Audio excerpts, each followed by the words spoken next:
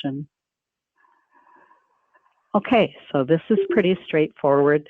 The operating name of your camp, what's the legal name of your organization, what is your EIN number, or in Canada, it's a business number from Revenue Canada, the address of your camp website, do you own or rent your facilities, what amount did you receive last year, what amount are you asking for this year, and if for some reason you're asking for more than 10% of the actual increase, we'd like to know why. For example, if you've changed the camp location and you require additional funding because your location's changed, that would be where you would put that information so that we would be able to consider a request of more than 10%. Our guidelines are to fund approximately 10% of your camp.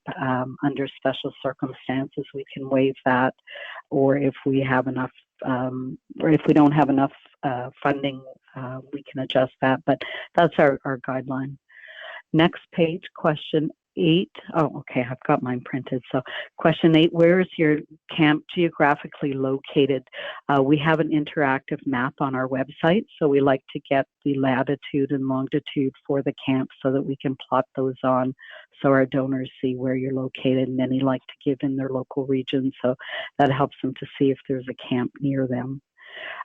Who's in question 9, who's the executive in charge of the cancer camp in case we need to reach out and ask any questions. If you have an umbrella organization, we'd like to know that as well. Question number 11, if you're successful in getting the grant, where should we send the check and who should it be payable to? So sometimes the camps can't accept checks payable in the camp name. They have to be in the actual organization's name. So this is where we would look to that for prior to sending out the check. Question 12, of course, is where you would like us to send the check. Keep in mind that if you are a connected camp, the check usually goes out to your KOA that you're connected with so they can arrange to deliver the check to you. With the current health crisis, we may just have to send them all directly to the camps, but the checks won't be ready until the beginning of May. So hopefully by then we'll be able to continue to do the Connect a Camp, but if not, we'll arrange around that.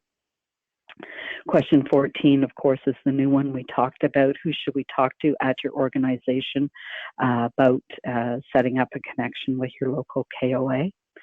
And question 15, if you are participating in the Connect to Camp program, we just like to get some feedback from you as to how it's going, if you found it a valuable relationship, and if there are some positives or negatives, we certainly like to hear about that so we can improve the program as we go along.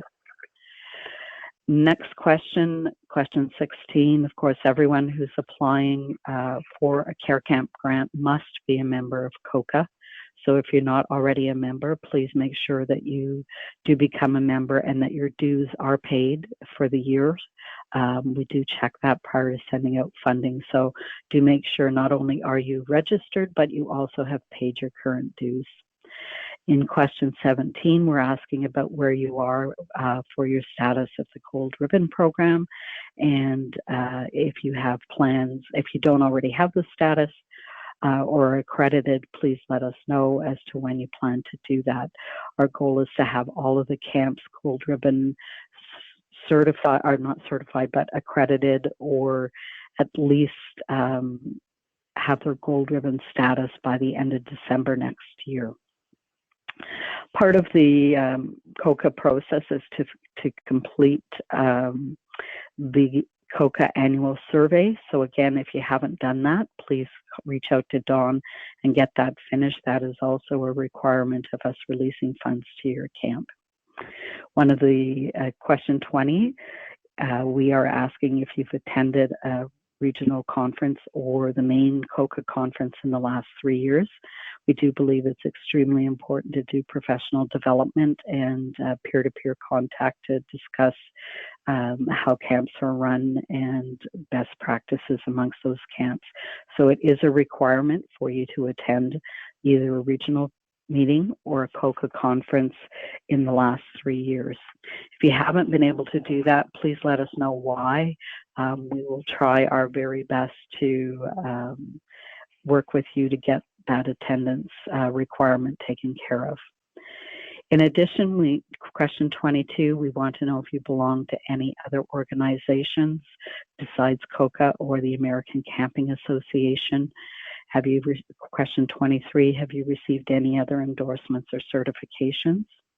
Question number 4 is your camp or your facilities accredited?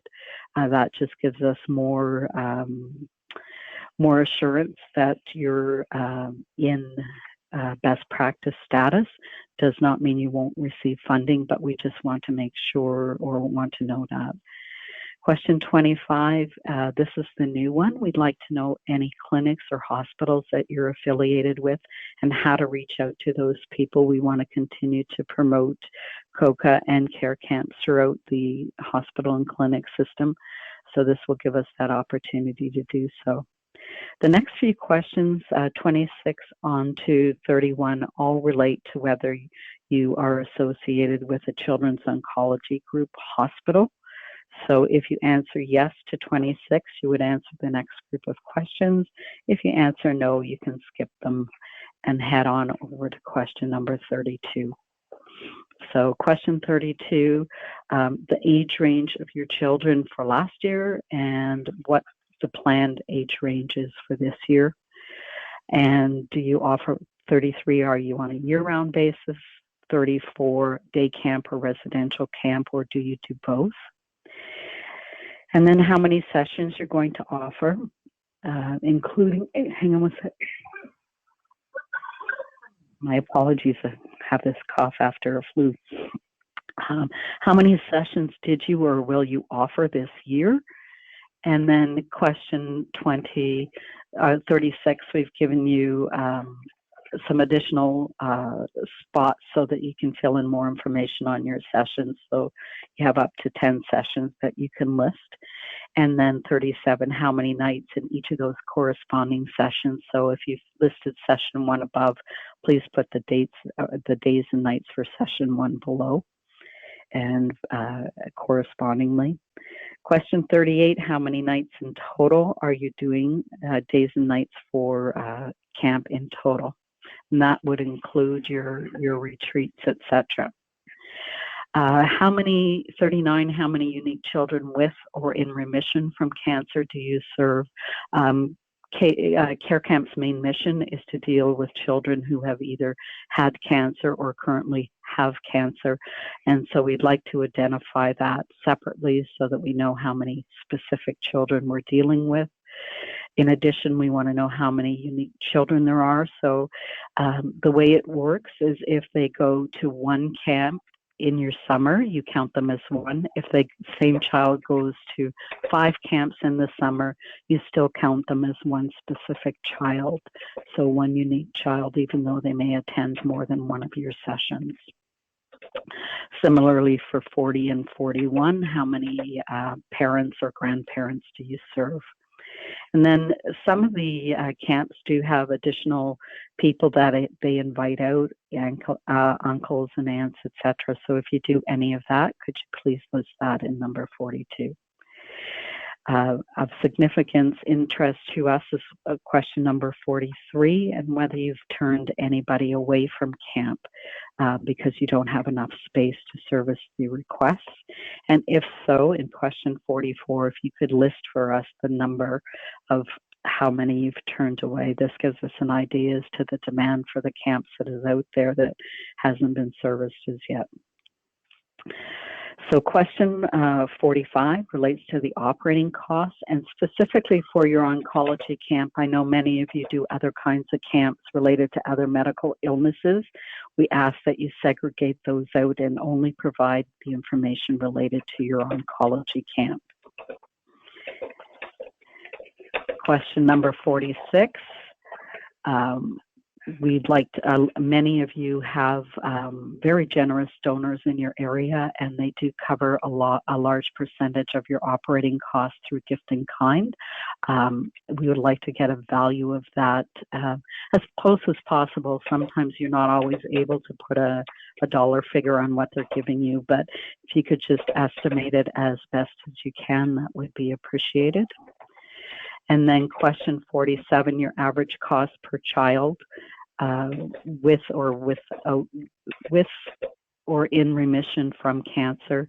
That would be your total operating cost divided by the number of kids, not counting siblings, parents, etc., just the specific number of kids with cancer. 48, how much of the cost relates to owning your facility? So we like to take a look at the costs with those items segregated out. So if you could put those numbers down in there of what it costs to actually own your facility if you do own it. And then, as I mentioned earlier, our guideline is to fund up to 10% of your operating costs. So we're asking you what percentage you're asking for from us to give us an idea of how close to that 10% guideline you're at. Question number 50, did you meet your fundraising goals for 2019? We're interested to know if you've been able to achieve your fundraising. This year I know is going to be tough on a lot of the camps, but we're looking at what happened last year. And if you were short, how far short of your goal were you, so that we can also look at that number when considering the amount of the grants that you're receiving this year. Next page, question 52, how many camp staff, including counselors, do you need to run your program? 53, how many of those, if any, are paid staff positions? And 54, how many of your camp staff receive remuneration in excess of $100,000?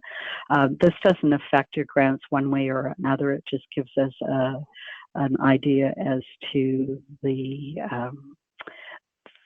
salary costs and how much of that relates to one specific person. Question 55, how many medical volunteers are included? So these would be your doctors, nurses, social workers, etc., that are involved in your operations. 56 is how many non-medical volunteers you have. So that would be your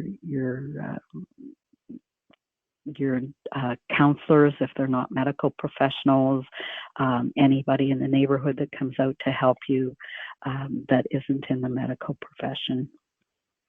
And one of the things we're very interested in, question 57, is of the volunteers or counselors that are working with you each year, how many of them have previously been a camper at an oncology camp? So how many are returning to give back to their communities because of the experience that they had at an oncology camp? 58, our goal again is to support children through cancer program care versus other medical issues. So we want to make sure that the funds that we are providing to you go to our mission of kids with cancer. So this is a question asking you if that is possible under your current organizational setup. Question number 59 is the requirements for the extra documentation that is needed to support your application. So these items should be emailed to us. If you don't have a current copy, you can send us the most recent one. So for example, if your financials aren't finished yet, please send us your most recent ones. If you haven't done an audit, don't worry, just send us what you have. Somebody had mentioned that they are having some difficulty sending to info@koacarecamps.org. If that's the case and it does bounce back, you're more than welcome to send the data directly to me. My email is McAndrew, McAndrew @koacarecamps.org. So whether you send it to info, which bounces over to my K. McAndrew address, or directly to K. McAndrew, it'll still reach me. And I will confirm back when I do receive it and have processed the data that it's been completed and it's on file and we have everything we need from you. Going forward, next question. These are some general questions about marketing us and helping promote our charity so that we can raise more money for you. Question 60 is, do you have a link to care camps on your website? If not, we ask that you please add it so that people are aware of what we're doing. We ask where possible, you add our logo to your promotional material. If for any reason you don't have that logo, let me know again at info@koacarecamps.org or at my email, and I'm happy to send you out the logo in EPS format or any other format that you require for your promotional material. Question 62, sometimes we're stuck in a position where we have an activity going on and we can't get either our staff or our board members out to that activity. So we like to reach out to the local care camp in order to help us out and attend or speak at that event. So if you're willing to do so, please let us know on question number 62. Another thing we'd like you to be aware of is we do have an equipment RV donation program. So if you don't have one yourself, please let us know. We do have a gentleman who does handle this for us. His contact information is on the application. When an RV or equipment donation comes through your camp, those funds are directed back to your camp. So we will take care of doing that for you. So don't hesitate if you don't have your own program to reach out to Barry. He'd be happy to help you. Previously, we spoke about the new things taking place, and at the bottom of this page, you'll see there's a section marked Donor Gratitude. This, again, is about allowing us to send you posters and designated donors so that you can send a specialized thank you to us that we can send on to them, just to help them know that you guys appreciate everything that they're doing through us. And the next section, so that's the main operating section of the grant process. The next section is related to capital items. So this relates to items where you need physical items on your site to improve your program. That can be anything from canoes, computers. We've done some golf carts in the past. We've done medical supplies. Just something that will, over and above, help make your camp special. We try to keep that within at a maximum of $15K, depending on what the item is, but the average grant is between $3,500 and $5,000. The specifications with our capital grant process is that the money must be spent before the end of the year. We can't carry it over. So if you are given a grant, we encourage you to follow through and buy the items in the fiscal year so that you can get the funding back from us. So on the questions, 63 asks what items, and we ask you to put them in priority order because likely we won't be able to fund all of them, but we may be able to fund the first one or the first two. 64, please explain how each of those items 1 to 3 will help improve your programming. And then what is the total cost of the item that you're interested in acquiring? You may ask us for just a small portion of it or a percentage of it, depending on the total cost.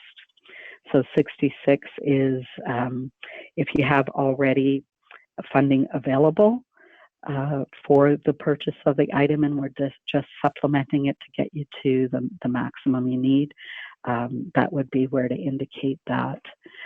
Next question, 67, how much would you like care camps to fund of those 3 items?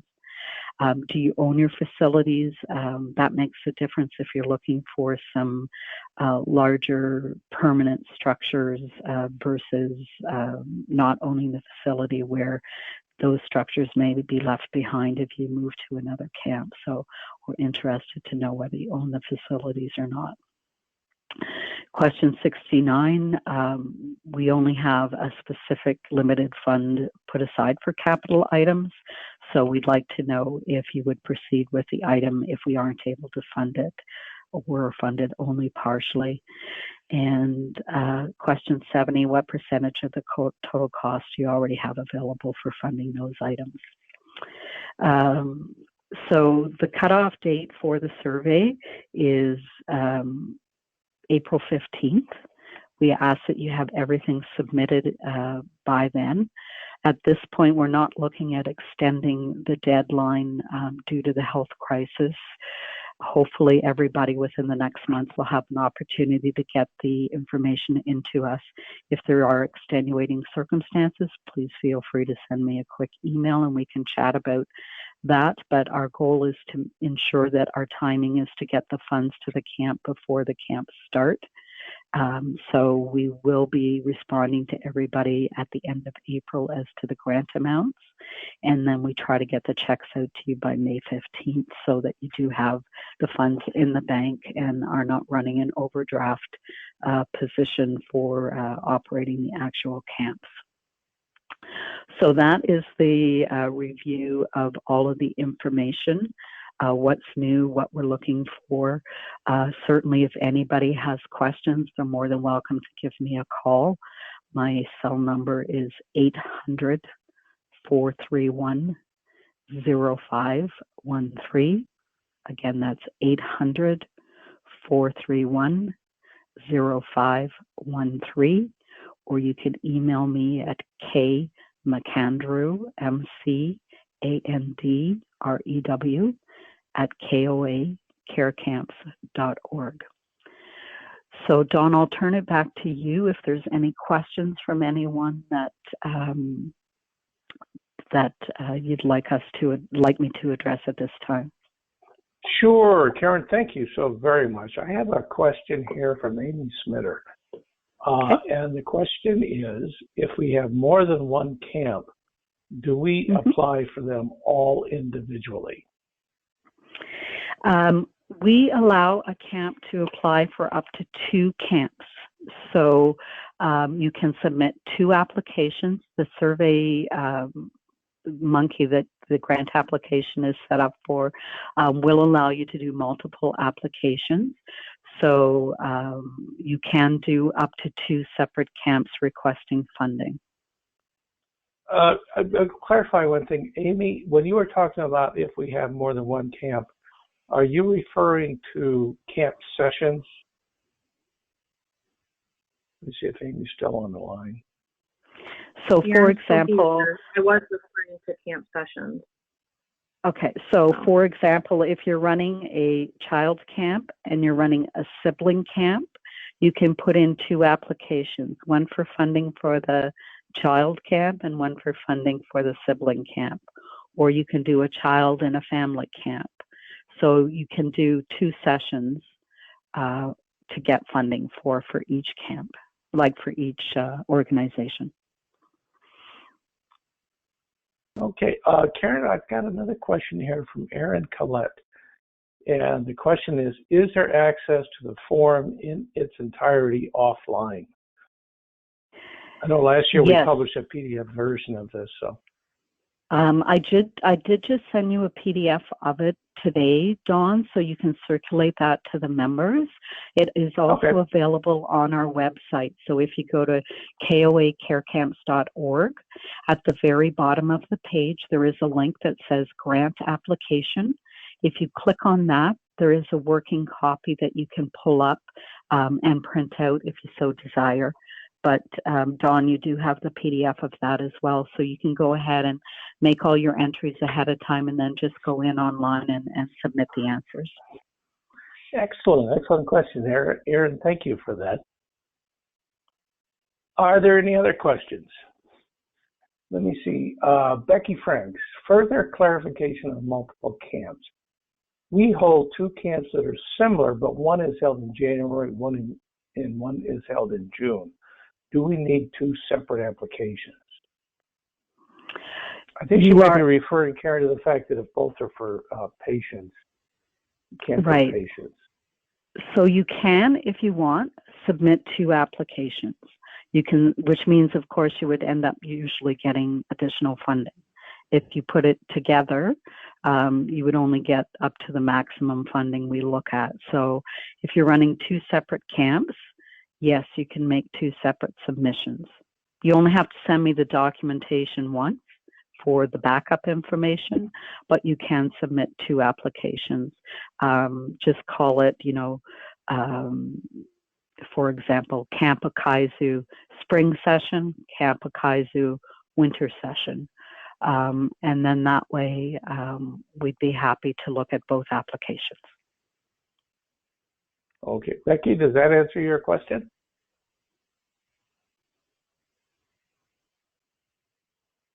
Yep, we've got it. Okay. Are there any other questions out there?